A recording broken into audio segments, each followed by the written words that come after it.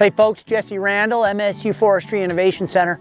We're out here in our 4th or 5th food plot right now, and what you're looking at is another cereal grain or grain head that we like to use. This is millet, and a lot of times you find online that sorghum and millet and milo, people use those terms almost interchangeably.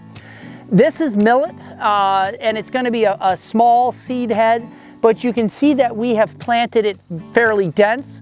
We've followed those planting recommendations. And when you do that, and all we did is cultivate it, or we cultivated this ground, we spread it with that 4-wheeler slinger, and then we cultipacked this in, and then waited for the rain. And you can really see where our soils change and where the pressures are from the edge of drought.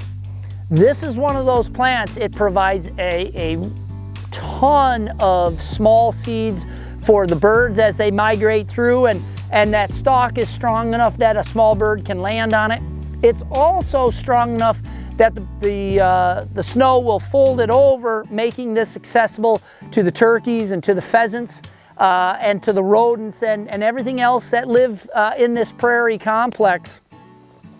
This is a really good addition for longer term food, well into the later fall through the early winter stages. You'll also see deer walk through here and they'll hit these seed heads because it is so nutritious. So we also find that wildlife will bed in this area. It stays cool, they won't see it. It's a good way that we can hide ourselves walking to and from stands and that type of thing. So just wanted you to get a good sense of this millet and how it's growing and what we can do with it. So please like and follow us and subscribe to our YouTube forestry channel on YouTube and on Facebook and on Twitter.